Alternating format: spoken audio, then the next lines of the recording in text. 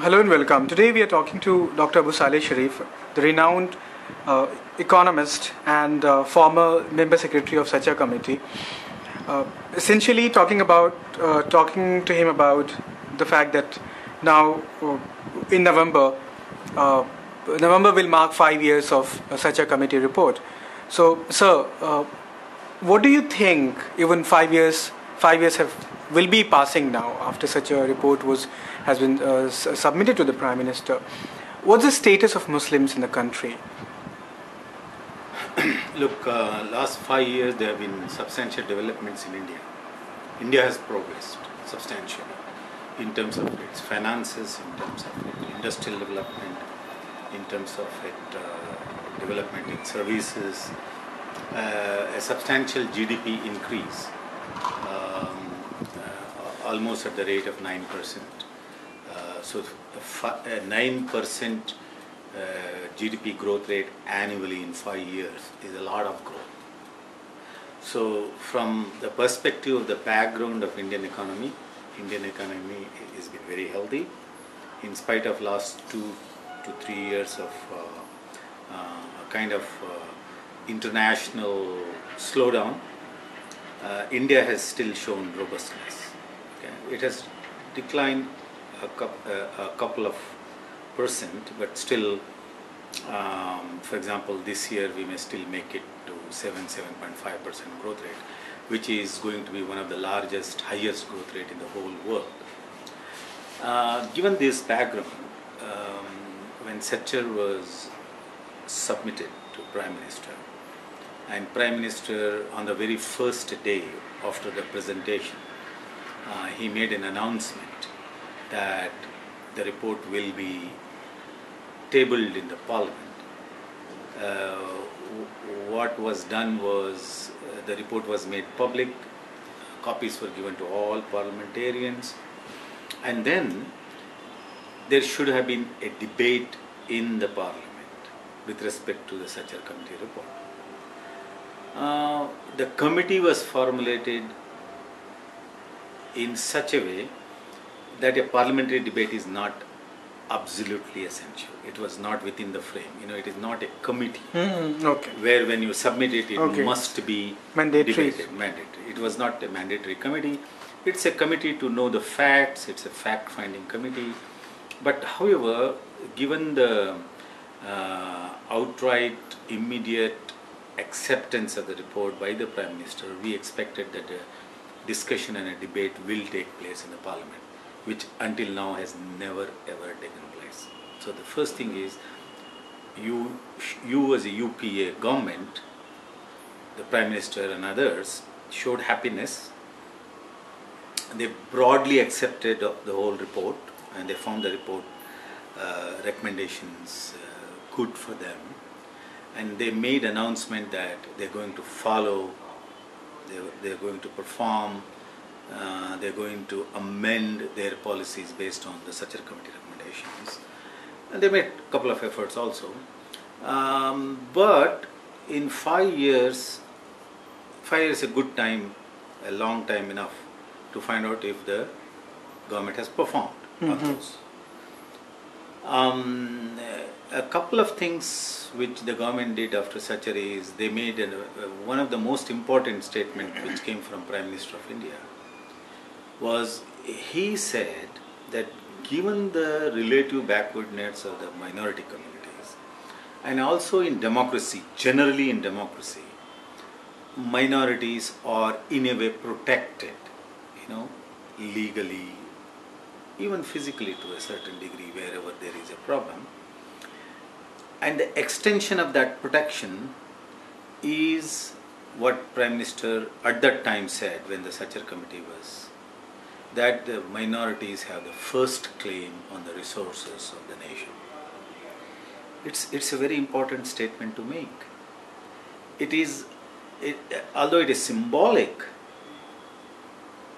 but the bureaucracy, the people who implement policies, the people who devise policies, the people who perform, who distribute the national resources to the people, So that statement was supposed to communicate to them that the priority for these communities should be part of their daily routine. Mm-hmm. Sachar Committee's overall findings are that last 60 years of independence, the pro-poor policies, poverty elevation policies, policies which were meant to improve the condition of the poor people, improve the income levels of the poor people, smoothen the consumption levels, provide healthcare services, improve literacy levels, bring what you call full literacy, 100% literacy to the nation. These are all the programs which have gone into. Along with that, there are other programs which are aimed to improve the health of mothers, protect the health of children through immunization programs, and then employment programs, skill formation programs. You know, there are a large number of programs. True. If I go on, I have written one of the papers that I found over 300 programs which are all aimed to benefit the poor people. In last 60 years, what has happened is those services have not reached the Muslim community in the proportion in which it should have gone there. Okay. So when you are talking of 100% literacy for children, I know there is no 100% literacy yet in the nation. We are still around 70. So there is a 30% gap. But the gap among the Muslim community is much larger. So the gap is almost 50% among the Muslim community. Whereas if you take the nation as a whole, the gap is about 30%. Mm-hmm. So there is a 20% gap. So that is what is a kind of, one would say, there is a systemic failure, there is a systemic bias against the Muslims. So even 5 years after Sachar, do you think that that has not caught up? Not caught up. So we expected that after Sachar Committee, the programs should have been sensitized enough, and the benefits like drinking water, electricity, infrastructure, school buildings, classrooms, teachers' appointments, I can go on. Mm-hmm. So the sensitivity to take these services to the areas in which the Muslim community live, like Muslim mohallas or maybe Muslim villages, or the periphery of the towns where Muslims live in large numbers. Generally speaking, Muslims live in a kind of their own enclaves, because they have to go to the mosques, so they circle around the mosques and live there. So it is easy to reach them. So that has not happened. What do you think? Where lies the problem? I mean, you have analyzed lots of states and the way these schemes are being implemented at the state level, at the national level. Where lies the key problem when it comes to you think that it hasn't caught up in terms of bias and institutional bias? The key problem is in our governance structure. Okay. If you take all the issues which Sachar has addressed, it has addressed the basic needs of the people. Food, nutrition, education, health, employment, microcredit access, minimum infrastructure facility. These are the basic needs. Any citizen should have them. Yeah. Now, all these areas or sectors, if you want to say so, they generally come under the state government. It is the state government who has to take these services to the people. It is the state government staff who has to go to the village to village, house to house, panchayat to panchayat, cities and municipalities, and take these services, programs. That's why the functionaries are there. So now Sachar Committee's recommendations in our pan-Indian, it paints an India story, and within India it identifies the state, and it doesn't get lower than the state in analysis, because that was not the mandate. We wanted to give a broad view of the nation. But when it comes to the implementation, the government should have taken a lesson from the data and the analysis of the Sachar Committee And for each state, they should have made a differentiated policy. Okay. So what you're saying that the government should not have generalized No, it. that is what it did. It brought some policies which are too general For the states. and they are not specific to the state. For example, if you were to bring focus on literacy, the policy for Kerala and policy for Bengal and Bihar and UP are Same. very different. They have to be very different. They have to be very different, but at present the policies are same. Yeah, so at the moment it is, well, to a certain degree, the minority concentration district program, it is not focused on education, it is only focused on some infrastructure, is supposed to be doing that. But Sachar committee is just not on a kind of, it's a wholesome report. For example, we are talking of access to banking services, we are talking of employment in government services, we are talking of various it has covered, for example, it has 2 chapters on employment. One is what kind of occupation and occasions Muslims do. For example, they are more in self-employed, they are more artisans, unorganized sectors. they are more in artisans.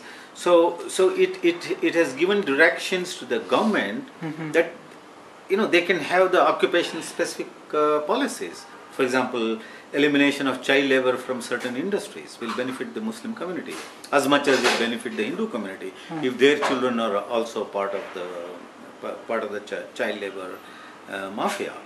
But I know for sure the incidence of child labor today as opposed to 20 years ago is extraordinarily large among the Muslims, yeah, that's true. Because the Child Labor Act, is very strict to protect the children of the Dalits and the scheduled tribe communities.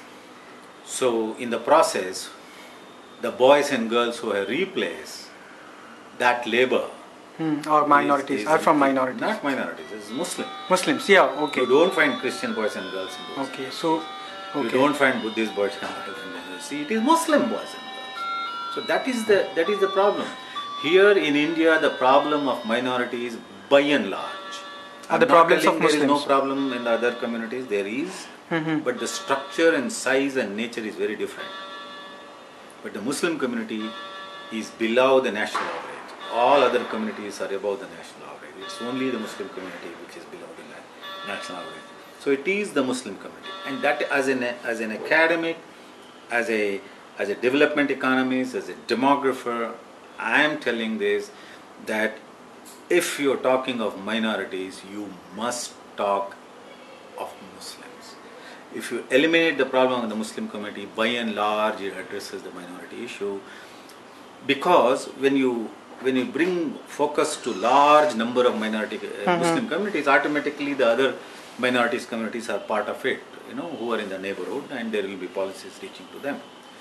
So you reminded me of, you said that specific targeting of Muslims, but this whole idea reminds me of the recent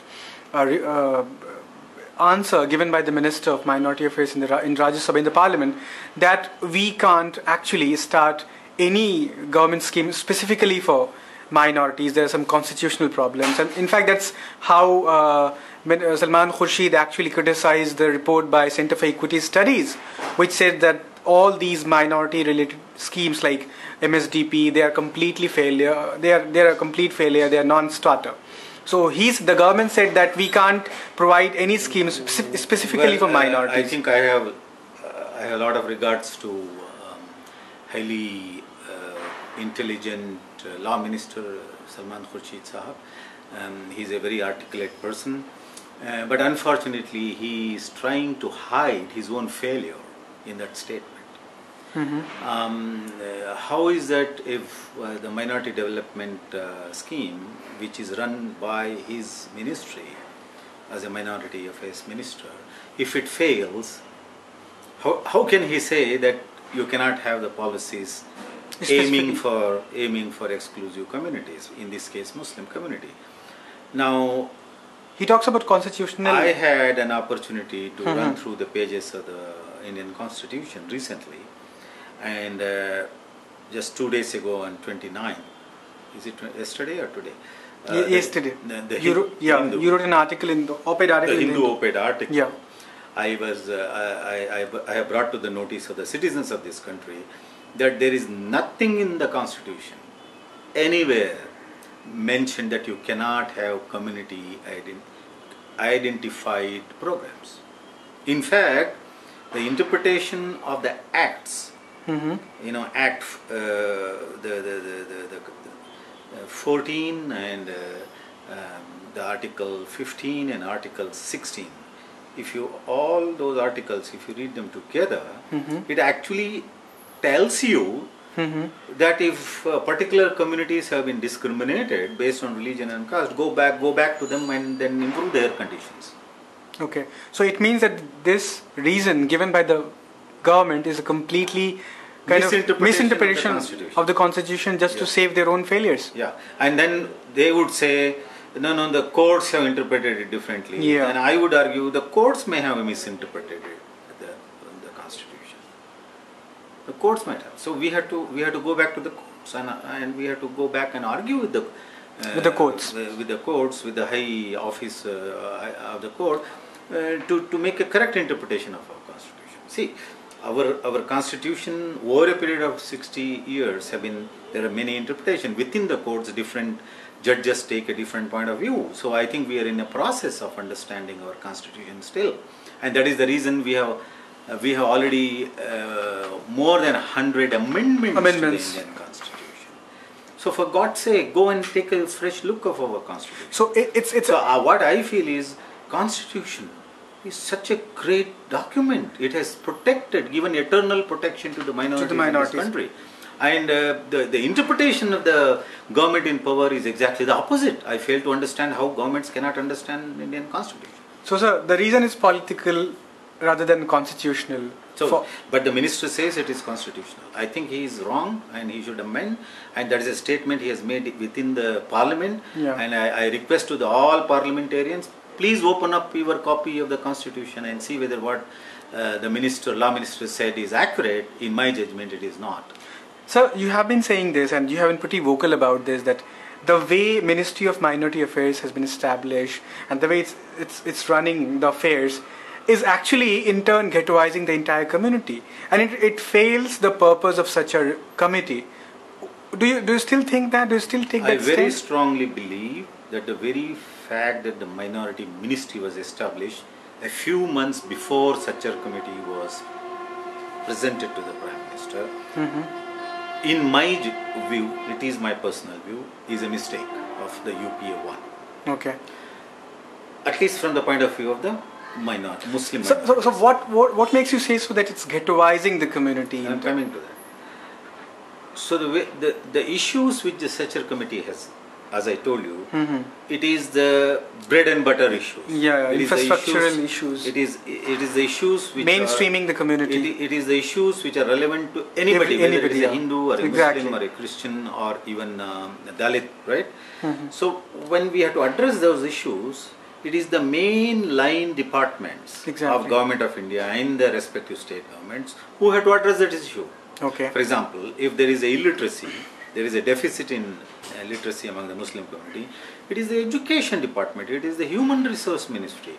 In this particular case, I want to, through this interview, ask a question to the human resost minister Kapil Sibbalji to come out with the data during his regime as the minister. What action did he take to improve literacy among the Muslim children? That is such a committee implementation. Okay, I mean, you said as you term it line department. I will not go to Salman Khurshid ji and say, sir, please tell us, you are the minority minister, I want to know what you did for education of Muslims. In my view, Salman Khurshid as the minority minister can do nothing to improve the literacy. The literacy rate of the money is with HRD ministry. The HRD ministry, and the programs are with the HRD ministry.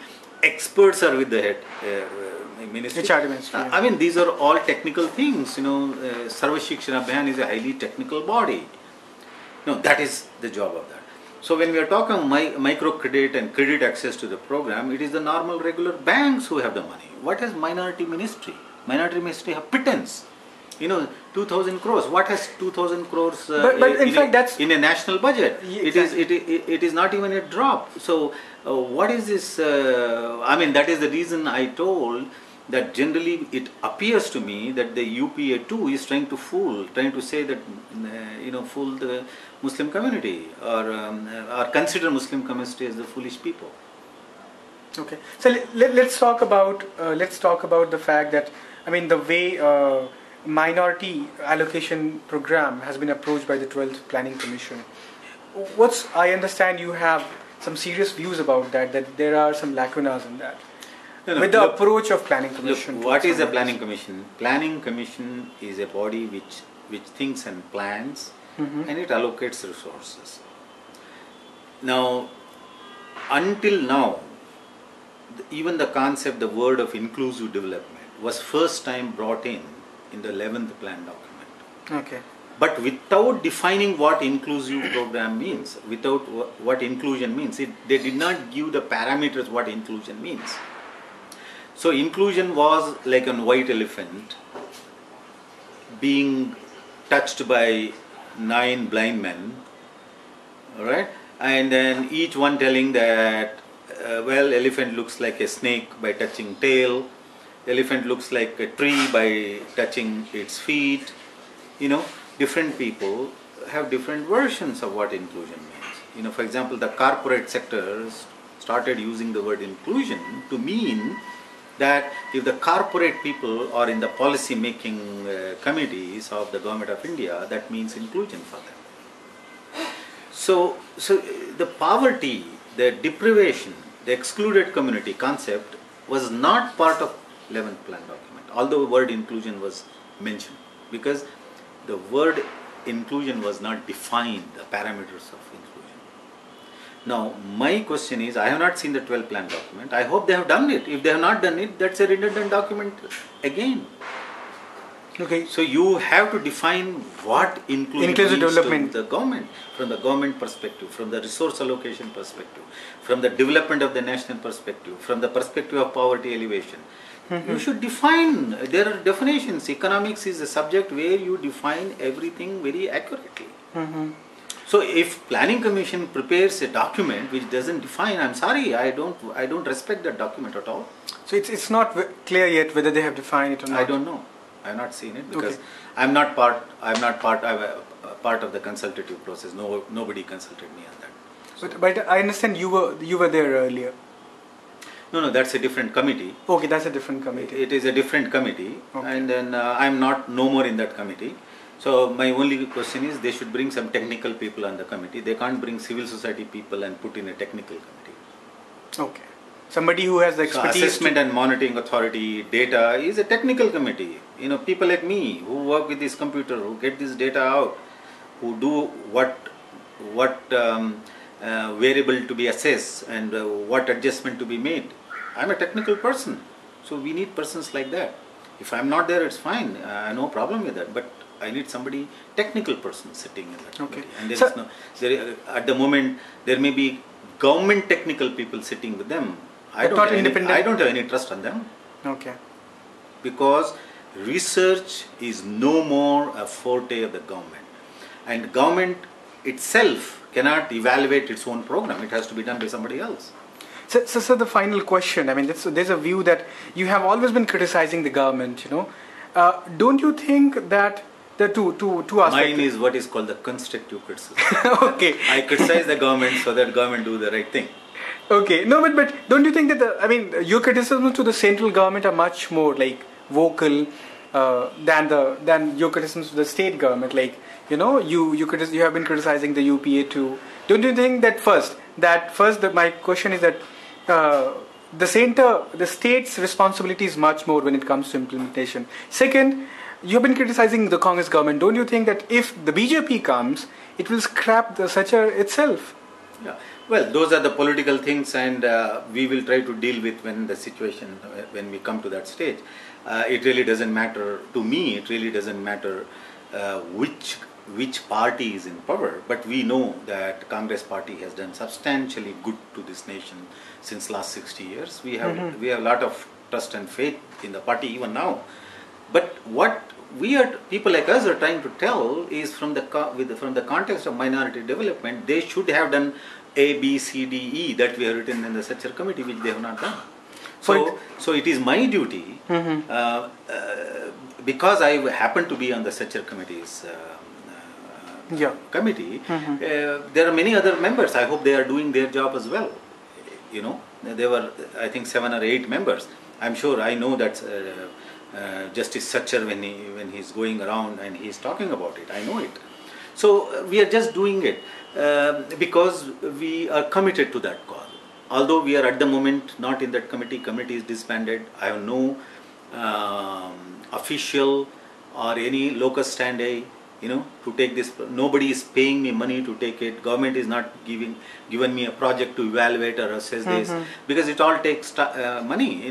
I sit in my office. I have to do my other functions of my office. I am very thankful to the office where I work, the National Council of Applied Economic Research, which has given me this opportunity. So, but I can't be doing this alone, and it is not my job. Now that is the reason why there are 30 states in this country. You need 30 sharifs to do the job. So you can't expect me to go around, when I am also not funded, to go around and do this the so-called analysis, interact with the states. In spite of that, I am doing a little bit of that. I had last week an interaction with the Chief Minister of Andhra Pradesh. And tomorrow I'll be talking about the condition of UP. And UP is going to elections very soon. So it is my duty to tell the people of UP, both the Hindus and the other communities, what is the truth about the development of, in the context of Muslims in this case.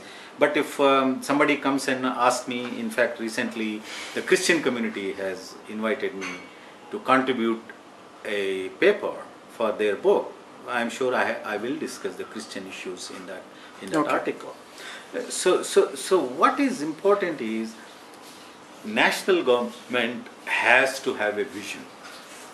National government has to have a clear policy frame, and within that policy frame, the national government should take the state government in confidence. National government should provide necessary resources, which it does, and then it has to give training. So now one of the most important problems of the state government is they don't have adequate and well-trained staff to make proposals for the minority development programs. So if you don't write proposals, the money will not be coming.